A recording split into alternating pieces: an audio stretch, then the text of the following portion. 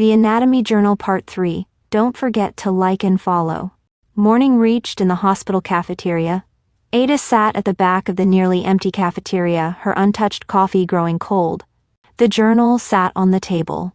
She hadn't been able to leave it in her room, not after what she saw last night. She wasn't supposed to bring personal items into her shift. She didn't care. On the page she kept folded open was a sketch of the lower abdomen, arteries winding into muscle walls like a map of veins.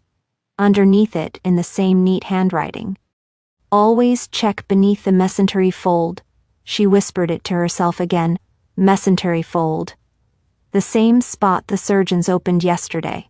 She hadn't told anyone. Who would believe her?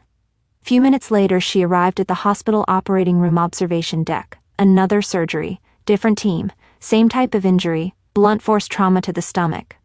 She didn't plan to come up here. Her hands just brought her. The journal was in her coat pocket. Below, the team opened the cavity carefully. One of the nurses tilted her head.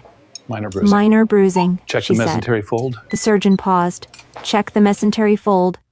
Ada's chest tightened. He reached in. Blood rushed to the surface. Hidden rupture. The nurse gasped. There it is. Clamp. Now. Ada backed away from the glass. Her breath caught. She hadn't said a word. She hadn't even told anyone what the journal said.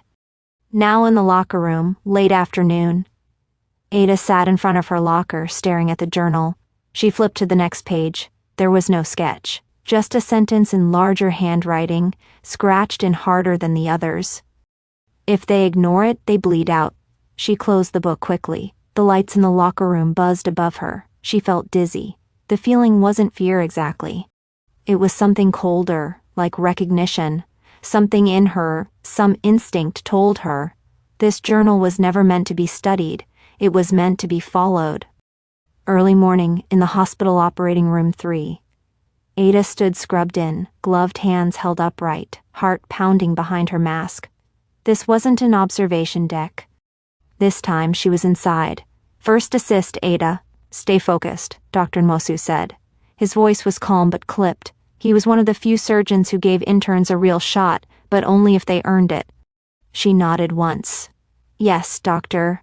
The patient, a middle-aged man, had been brought in with suspected diverticular rupture. The abdomen was already prepped, the first incision made. Ada held the retractor steady as Dr. Nwosu worked. The lead nurse handed tools with practiced rhythm. 20 minutes in, something felt off. There wasn't as much fluid as there should be. No immediate signs of rupture, but Ada kept her mouth shut. Then, a flash in her mind. She remembered a page from the journal, a sketch of the descending colon shaded in deep red near the sigmoid flexure. Below it, the note, "It hides behind the fat." Pressed gently, Ada's grip tightened on the retractor. Her eyes tracked Dr. Nwosu's hand. He was looking in the wrong quadrant. Moments later, still in the operating room, Dr. Nwosu muttered. "Nothing obvious here." Ada couldn't hold it. "Doctor," she said, careful to keep her voice steady, "may I suggest we check the sigmoid? Just behind the fat pad, lower left quadrant." A beat of silence. Everyone looked at her. "Based on what?" he asked, eyes narrowing slightly behind his mask. Ada hesitated. "It's where I'd check, if it were me." Another pause.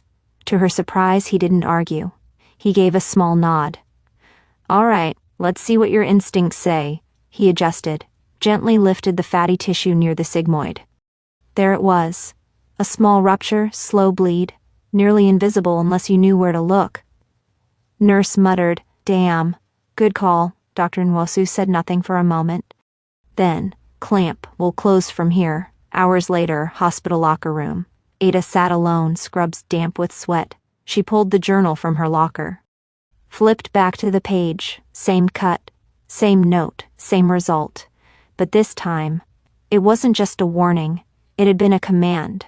She didn't find the rupture. The book told her where it was. And she listened. Ada closed the journal gently. She whispered, barely audible. She shouldn't have been the one to speak up in the operating room. She's an intern, not the surgeon. It wasn't her place.